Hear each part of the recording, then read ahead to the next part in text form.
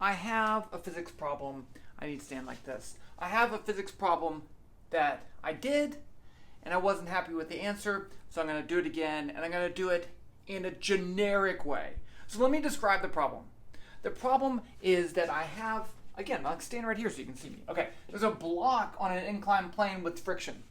And there are two ways you could push the block up the incline at a constant speed. I could push parallel to the plane, which is not a difficult problem, or I could push horizontal. And pushing horizontal, actually, the way I calculated it was a significantly higher force required in order to push it at a constant speed. So what I decided to do is to say, hey, what about any angle? So here I have the plane is inclined at an angle alpha, and the angle with respect to the horizontal to the plane is theta. So now I can pick whatever I want. So if you want to push it up the plane, theta would be 0. If you want to push horizontal, theta would be alpha.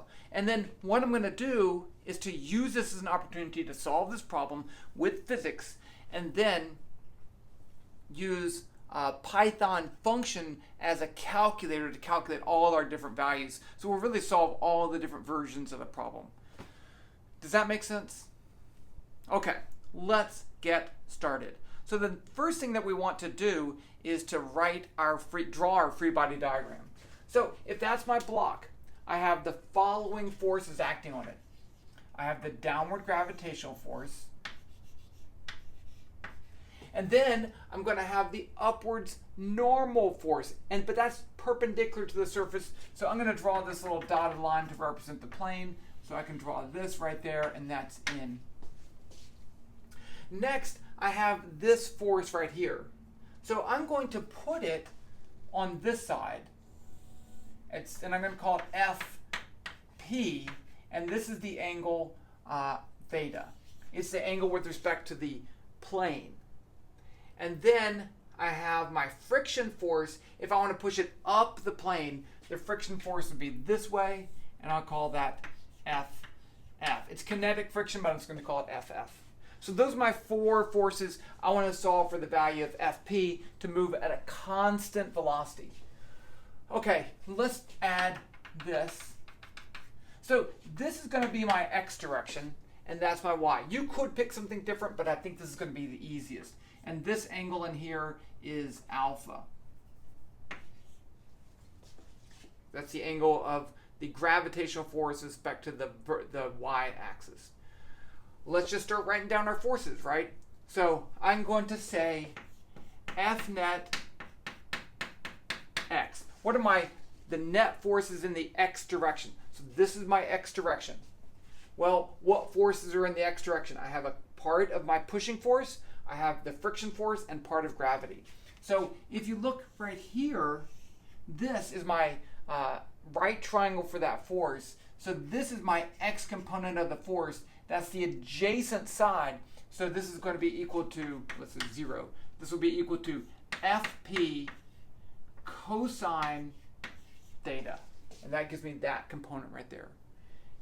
This is all in the x component, x direction, so but it's in the negative x direction.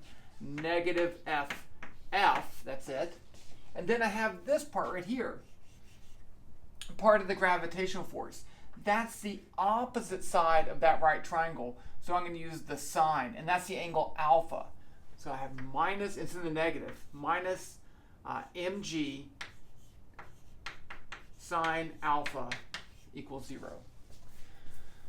Now, of course, it's kinetic friction, so I can use the following model for the magnitude of the friction force. It's the coefficient of kinetic friction times the normal force, but I don't know the normal force. And I'm going to drop the k because it's going to get messy, so I'm just going to call it mu, but it's kinetic friction. Kinetic friction. Okay.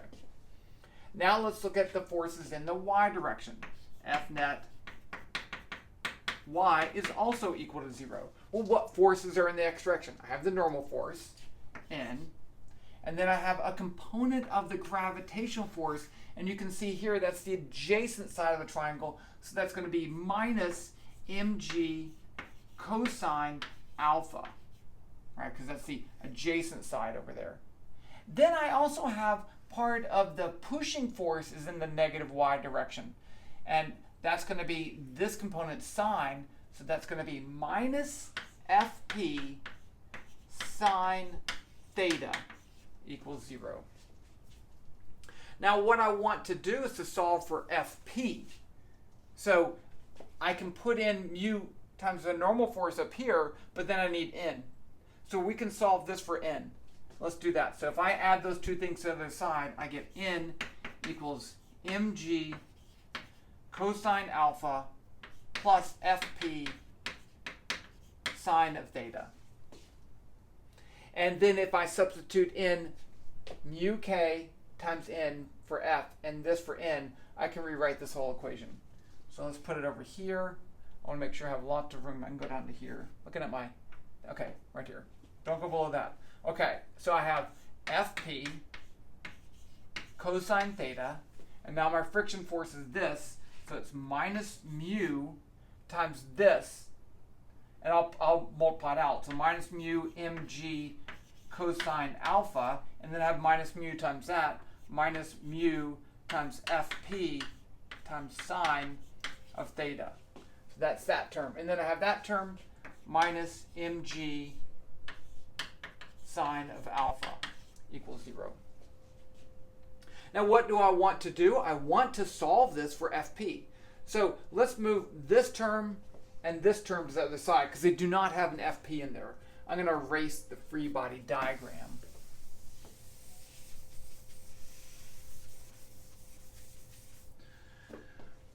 Okay, so if I do that, I get fp cosine theta minus mu fp sine theta. Theta. And that's going to be equal to this mu mg cosine alpha. It's alpha. And then plus mg sine alpha.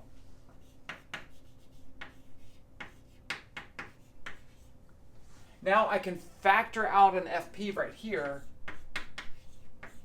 Cosine theta minus mu fp sine theta equals the same thing. And now I can divide both sides by that term, and I get fp by itself.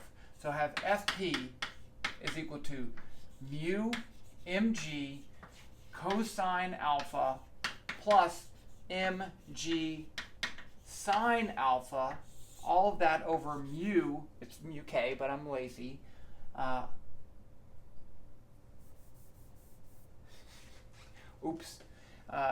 mu, so this is cosine theta minus mu sine theta. Now, let's just take a moment to check, right? Let's check a couple things. One, do the units work? This has units of force, so it should be newtons. So this whole thing should have units of newtons. Let's start with the bottom. Cosine is a ratio, so it has no units. Sine is a ratio. It has no units. Mu is a coefficient, so it has no units. So there's no units on the bottom, so we don't have to worry about that. Here I have coefficient, no units. Mg is in newtons. Cosine, no units. So that's newtons, and that's newtons. So I do get newtons. Good. Next, let's look at the special case. We could look at the special case. There's two special cases that we want to look at. What if alpha equals 0? If the plane's 0, then my diagram looks like this. Fp, let's say alpha is 0 and theta is 0. This is the easy case. And then I have the gravitational force, I have the normal force, I have the frictional force. So these two would be equal. So let's say Fp would be mu times n, which would just be mu mg.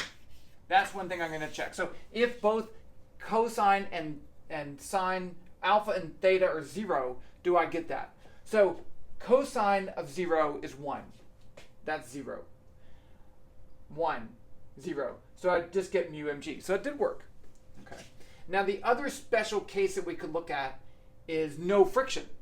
What if there's no friction and I push, so theta and alpha are the same? I'm not going to do that right now. Or push up the plane. If I push up the plane, then, theta equals 0, but alpha is not. And I push up the plane, and mu, let's just leave it that way. I think it's working. Okay. But now what I want to do is to make a function in Python where I input the coefficient of friction, alpha and theta, and it turns back any number I want. I'm going to keep the mass at 32. And that way we can play around, we can plot, what happens to FP as alpha changes, what if it changes as theta changes. It's going to be fun. And if you just want the problem, then you're done. But if you want Python, let's go to Python. Okay. So I like Python as a calculator.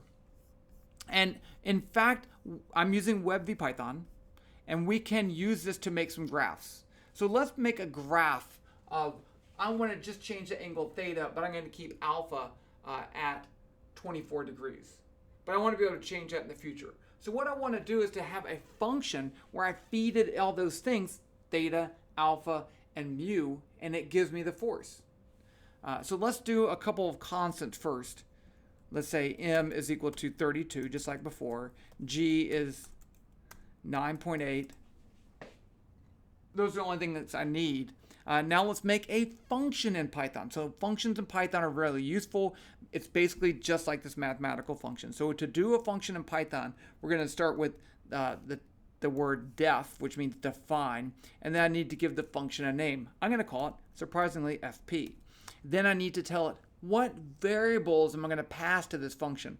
So I'm going to pass to it alpha t for temporary alpha, theta t for temporary theta, and mu t for temporary mu. I give them different names, so they're different variable names in the function as out of the function, and you can get yourself into trouble there. And then a colon to start the function.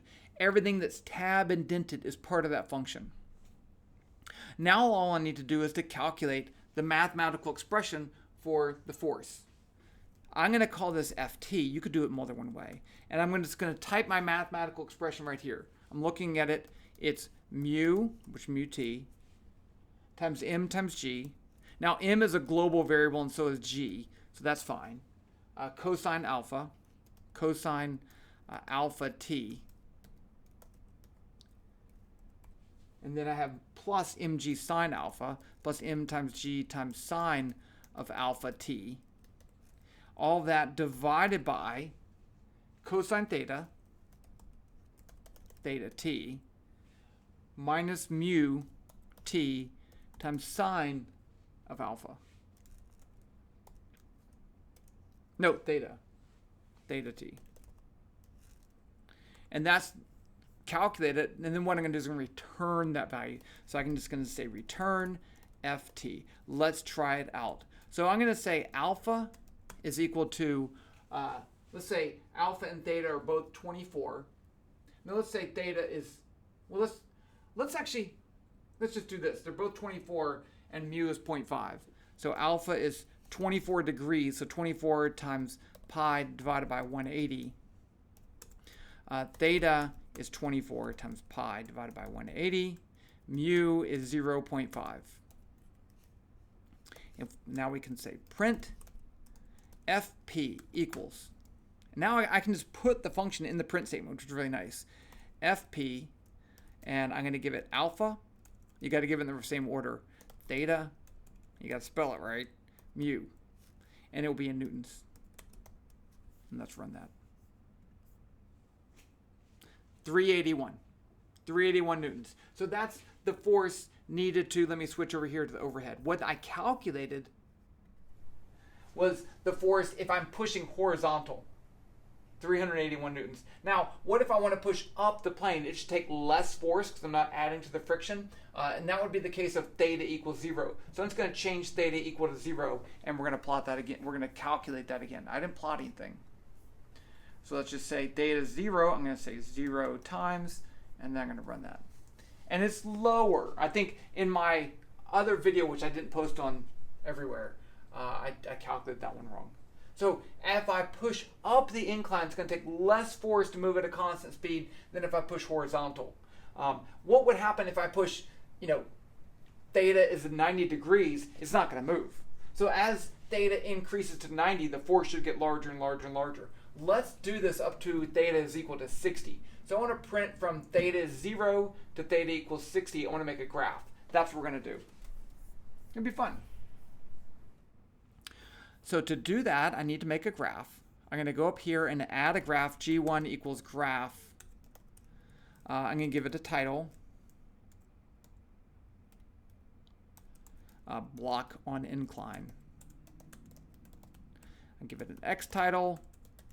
So I want to plot the force as a function of theta. So this is going to be theta on this axis. And then the Y title is going to be equal to FP. And the width, I'm going to make it smaller, 400, height 200, just so it shows up. And then I need something to plot. That's going to be F1. It's a type of object called a G-curve, and it has a color blue. So now I have my curve, my thing to plot. What I want to do is to start off with the value of theta of 0, increase the value until I get to 60, and then find the force each time. So to do that, let's just get rid of this. We don't need that. I'm going to put theta. Theta is already equal to 0. D theta. How much am I going to increase the value of theta by each time? Well, let's say it is. I'm trying to think if I should do this in radians or degrees, and there is an easy way to convert, but the default is radians. So let's say 1 degree. Let's say half a degree. So 0.5 times pi divided by 1/8. Now it's in radians. And theta is 0, so it doesn't really matter. While theta is less than 60 times pi over 180. Right? So I want to go up to 60 degrees. And you can't see that because I'm dumb. So that's a while loop, and everything tab indented is part of that loop. So the first thing I want to do is to calculate FP. That's pretty easy. Actually, I don't even have to calculate. I'm going to plot it. So F1.plot theta for my x-axis, and on my y-axis, I want FP of alpha, theta, mu. And I didn't change those, but they still do change. Now I'm going to change my value of theta. Theta equals theta plus d theta. And then it's going to go back and do it again, and we should get a graph. Let's see what this looks like. There you go. So I did tell you it was going to increase very rapidly as you get higher and higher angles. That's theta in radians. Let's plot that in degrees. So times 180 divided by pi. Now it's in degrees. So that's up to 60 degrees. Okay. So there you go. I think I'm going to stop there. You could play around with this. You could do force versus alpha, alpha versus theta. You can do all these variations and look for some weird problems. But I really want to use this as a calculator so that I can calculate any value of FP. And then it's just fun to plot it once you do that. So I will put a link to this code, saving it right now, down below. And that's that.